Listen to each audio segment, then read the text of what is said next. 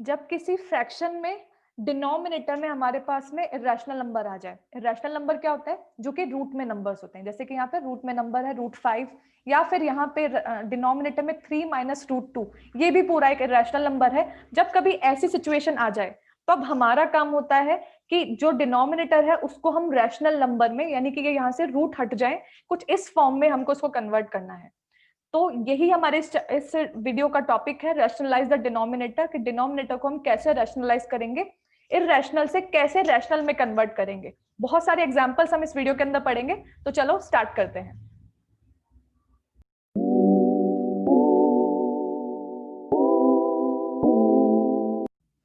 Hello everyone, my name is Surabhi Khandelwal और आप देख रहे हैं asanstudy.com। इस वीडियो में हम डिनोमिनेटर्स को किस तरह से रैशनलाइज करेंगे वो पढ़ेंगे। अब डिनोमिनेटर्स को रैशनलाइज करने की जरूरत क्या है?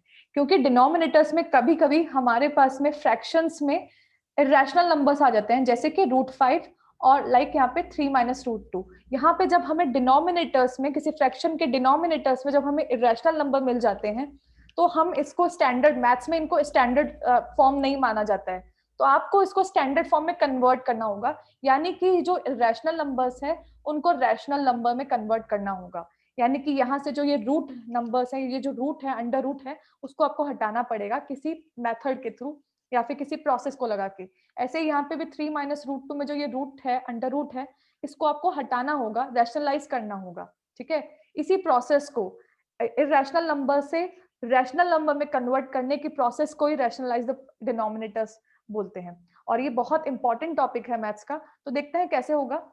सबसे पहले तो हम ये जानते हैं कि इरेशनल नंबर्स होते कौन से हैं। तो इरेशनल नंबर्स वो नंबर्स जिनको हम P/Q के फॉर्म में लिख नहीं सकते, जैसे कि इरेशनल नंबर्स वो नंबर्स होते हैं जिनको हम P/Q की फॉर्म में नहीं लिख सकते, जो कि P/Q के फॉर्म में नहीं लिखा जा सकता। फॉर एग्जाम्पल, हमारे पास में जैसे कि हम एक डेसिमल नंबर लेते हैं, like 1.20 200 200 2 4 times zeros and so on. तो आपके पास में जब इस डेसिमल को हटा के आप जब यहाँ पे इसको फ्रैक्शन में कन्वर्ट करते हो, तो आप क्या लगाते हो? 1 के आगे बहुत सारे जीरोस लगा देते हो, जितने की आपके पास में डेसिमल के आगे जितने नंबर्स है, जितने डिजिट्स हैं, आप उतने यहाँ पे जीरोस लगा देते हो। बट यहाँ तो कोई लिमिट ही नहीं है, क्योंकि ये नंबर तो आगे जाता जा रहा है, सो ऑन, बहुत आगे तक जाता जा रहा है, तो यहाँ तो कोई लिमिट ही नहीं है। इसका मतलब हम इसको P/Q के फॉर्म में नहीं लिख सकते, क्योंकि 10 की लिमिट्स नहीं है, ना ही ऊपर वाले न्यूमरेटर में कोई लिमिट है। तो कोई लिमिट नहीं है, तो यानी हम इसको P/Q के फॉर्म में नहीं लिख सकते। तो ऐसे नंबर्स, ठीक है, ऐसे नंबर्स जो कि टर्मिनेटिंग नहीं होते, ये टर्मिनेट नहीं हो रहा, यानी ये डिवाइड आगे तक भी होता जा रहा है, ये डॉट डॉट डॉट आगे तक जा रहा है, ये डैश डैश डैश क्या शो कर रहा है कि ये पूरी तरीके से डिवाइड नहीं हो रहा है।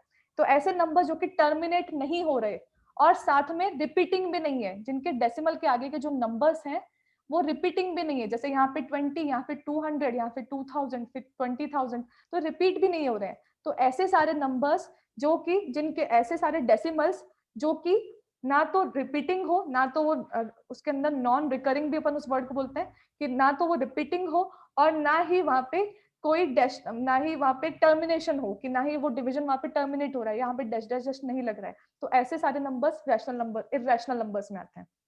इरेशनल नंबर्स का एक और तरीका होता है, एक और टाइप के नंबर्स होते हैं जो कि इरेशनल नंबर्स होते हैं, वो होते हैं अंडर रूट वाले, जैसे कि √2।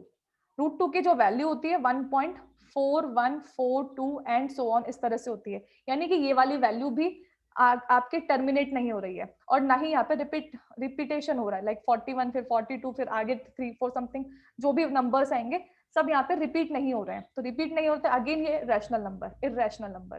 ठीक है, √3 is 1.732 and so on, again यहाँ पे कोई रिपीटेशन नहीं है, ऊपर से टर्मिनेशन भी नहीं है, टर्मिनेट भी नहीं हो रहा है, तो अगेन ये इरेशनल नंबर। तो और अगर हम किसी नंबर को, रूट वाले नंबर को किसी से प्लस कर दें, किसी सिंपल नंबर से, किसी रैशनल नंबर से प्लस कर दें, तो ये पूरा का पूरा इरेशनल नंबर बन जाता है। तो ये भी इरेशनल नंबर हो गया आपका। ये तो है इरेशनल नंबर, बट अगर कोई रैशनल नंबर इनसे जाके ऐड हो जाता है या सब्ट्रैक्ट हो जाता है, तब भी वो इरेशनल नंबर होता है। और या फिर वो डिवाइड हो जाता है, तब भी ये इरेशनल नंबर ही कहलाता है। और जब या फिर ये मल्टीप्लाई हो जाता है इरेशनल नंबर से कोई रैशनल नंबर आके तब भी ये रैशनल नंबर ही कहलाता है। तो यानी कि कोई इससे ऐड हो, चाहे कोई सब्ट्रैक्ट हो, कोई मल्टीप्लाई हो, कोई डिवाइड हो, तब भी ये इरेशनल नंबर्स ही रहते हैं। तो ये सारे नंबर्स आपके इरेशनल नंबर्स कहलाते हैं। ठीक है, अब इरेशनल नंबर्स, अब इन नंबर्स को हमें रैशनलाइज करना होगा, हमें कुछ मेथड लगाना होगा जिसकी वजह से डिनोमिनेटर्स जो हैं वो रैशनलाइज हो जाएं, वो रैशनल नंबर में कन्वर्ट हो जाए। क्योंकि मैथ्स का स्टैंडर्ड रूल यही कहता है कि कभी भी डिनोमिनेटर में इरेशनल नंबर नहीं होना चाहिए। तो इरेशनल नंबर यहाँ पे नहीं होना चाहिए, तो उसके लिए हमें कुछ प्रोसेस लगानी पड़ेगी। अब वो देखते हैं वो प्रोसेस क्या होगी। तो सबसे पहले हम सबसे इजी क्वेश्चन, सबसे इनिशियल क्वेश्चन लेते हैं, 1/√5। नेक्स्ट पेज पे बढ़। तो ऐसे नंबर्स जैसे 1/√5, इन सबको कैसे रैशनल से रैशनल में कन्वर्ट करेंगे। तो जब हमारे पास में यहाँ पे एक ही टर्म हो, जैसे √5 यहाँ पे एक ही टर्म है, तो ऐसे सिचुएशन में जो आपका नंबर है उससे आप ऊपर नीचे न्यूमरेटर और डिनोमिनेटर दोनों में मल्टीप्लाई कर दीजिए। इस तरह से √5 is multiply by 1 and √5 is multiply by this √5। तो इस जो भी आपका नंबर होता है उससे ऊपर नीचे यानी न्यूमरेटर और डिनोमिनेटर दोनों में मल्टीप्लाई कर दीजिए। ऐसे में क्या होगा, ये √5 1 से मल्टीप्लाई होगा और ये √5 इस √5 से मल्टीप्लाई होकर 2 बार √5 आएगा। तो यानी √5 का क्या बन जाएगा, √5 का स्क्वायर जब 2 टाइम्स होता है तो स्क्वायर से अंडर रूट कट हो जाता है, कैंसिल आउट हो जाता है, और यहाँ पे क्या बन जाता है 5। तो इस तरह से अब आपका डिनोमिनेटर रैशनल नंबर में कन्वर्ट हो चुका है और यही आपका रैशनलाइज करने, और इस तरह से आपका रैशनलाइज भी हो चुका है डिनोमिनेटर। न्यूमरेटर में आपका इरेशनल नंबर आ सकता है, स्टैंडर्ड रूल में ये चलता है, बट डिनोमिनेटर में कभी भी इरेशनल नंबर नहीं आ सकता है, ये स्टैंडर्ड रूल में नहीं होता है। ठीक है, तो ये आपका आंसर हो चुका है, बहुत इजी था, आई होप आपको समझ में आ गया होगा। अब हम लेते हैं थोड़े से और इसको और एक्सपेंड करते हैं। तो दूसरा क्वेश्चन -√2, हम उसमें अब थोड़ा सा इसको कॉम्प्लिकेटेड कर रहे हैं क्वेश्चन को। तो 1/3 - √2। अब अगेन यहाँ पे रैशनल नंबर आ चुका है डिनोमिनेटर में, हमें इसको रैशनलाइज करना पड़ेगा, इसको रैशनल नंबर्स में कन्वर्ट करना पड़ेगा। तो 1/3 - √2 कैसे करेंगे। अब यहाँ पे जो आपका डिनोमिनेटर है उसको उसमें साइन चेंज करके, जैसे कि यहाँ पे माइनस है, इस माइनस की जगह प्लस करके ऊपर और नीचे यानी न्यूमरेटर और डिनोमिनेटर दोनों में मल्टीप्लाई कर देंगे। यानी कि 3 - √2 अगर यहाँ है तो 3 + √2 ऊपर एंड 3 + √2 नीचे, न्यूमरेटर और डिनोमिनेटर दोनों में हम मल्टीप्लाई कर देंगे। तो इस तरह से 3 + √2 जब 1 से मल्टीप्लाई आएगा तो सेम टू सेम हो जाएगा, क्योंकि 1 से मल्टीप्लाई करने पे सब सेम टू सेम रहते हैं।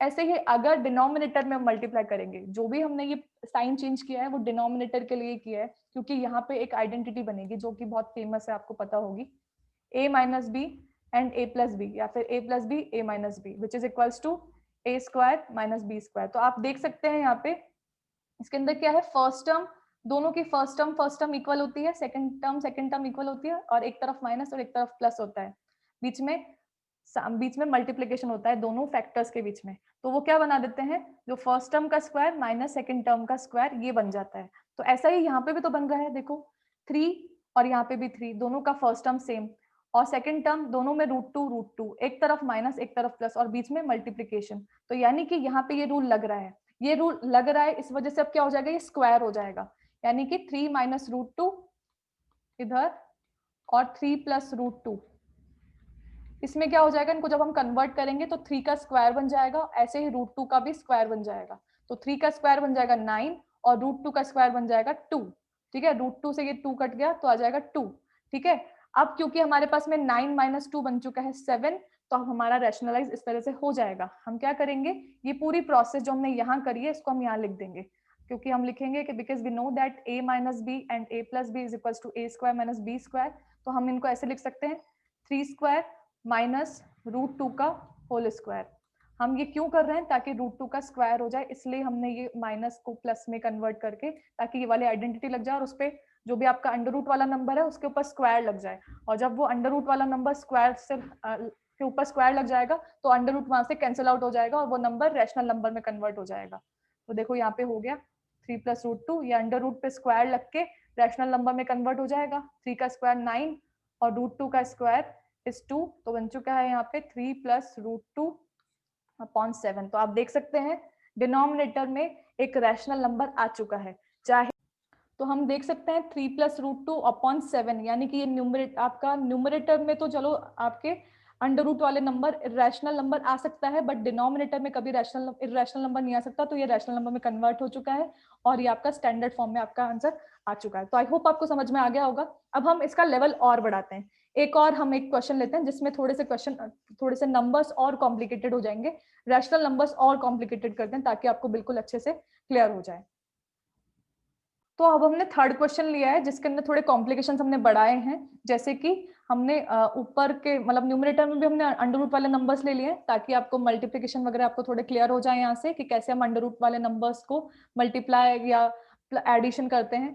और यहाँ पे हमने नीचे भी डिनोमिनेटर को भी थोड़ा सा कॉम्प्लिकेटेड कर दिया है। वैसे बिल्कुल सेम टू सेम प्रोसेस लगानी है, बस आपको कॉन्सेप्ट क्लियर होनी चाहिए। तो क्या करना है, वही स्टेप स्टार्टिंग में कि आपको जो आपका डिनोमिनेटर है उसका साइन चेंज कर देना है।